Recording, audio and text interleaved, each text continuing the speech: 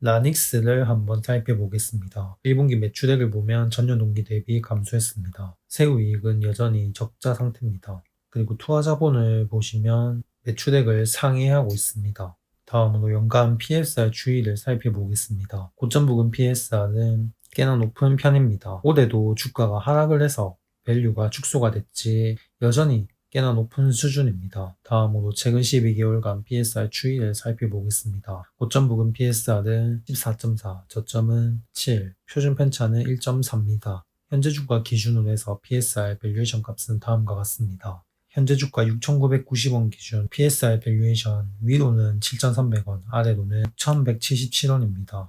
그래서 저점 5,770원을 찍고 6,180원 선을 돌파를 했는데 현재 PSR 밸류에이션 값 7,300원 선을 딱 찍고 하락을 했습니다. 그래서 여기를 재차 돌파를 할지가 관건이고 만약에 돌파 후에 안착하는 흐름을 보여주지 못한다면 다시 또 내려갈 가능성이 단기적으로 있습니다. 그래서 이전에 이렇게 급등을 했다가 급락을 한 적이 있었기 때문에 V자도 급등하기에는 쉽지 않을 것 같습니다. 다음으로 PER 밸류에이션 값은 적자기 때문에 넘어가겠습니다. 다음으로 연간 PBR 추이를 살펴보겠습니다. 고점 부근 PBR은 올해는 작년 대비 주가가 하락해서 밸류에이션이 축소가 좀 됐습니다. 다음으로 최근 12개월간 PBR 추이를 살펴보겠습니다.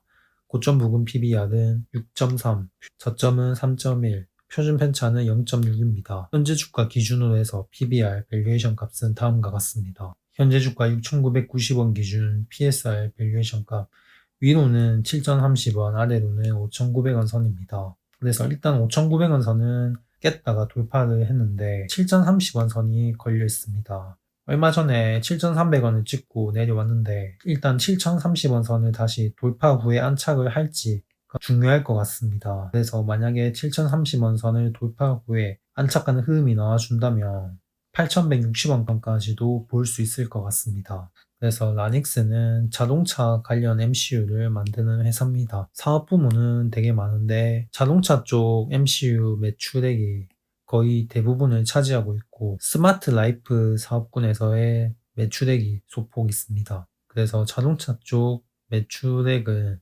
조금씩 증가는 하고 있지만 그렇게 큰 폭으로 현재는 증가하고 있지가 않습니다. 자동차 쪽 MCU는 전기차로 가면서 아무래도 많이 필요할 것으로 예상이 됩니다. 향후 매출액이 급증할 수 있다라는 기대감 때문에 밸류에이션이 높고 그리고 성장에 또 투자를 계속하고 있기 때문에 기본적으로 높은 밸류에이션을 잘 유지를 하고 있는 것 같습니다. 그래서 솔직히 밸류가 이렇게 높은 종목들은 축소가 될 때 또 굉장히 급락을 할 수가 있기 때문에 투자에 유의를 해야 합니다. 그래서 상승할 때는 또 가파르게 상승을 하지만 내려갈 때도 가파르게 내려갈 수 있기 때문에 PSR이 굉장히 급증을 했을 때는 이만큼의 밸류를 단기간 실적이 급증을 해서 해소가 되느냐 안 되느냐를 좀 따져야 할 것 같고 솔직히 라닉스 같은 경우에는 일단은 매출액이 단기간에 급증을 할 수는 있겠지만 당장 그렇게 된다는 신호가 아직은 없습니다.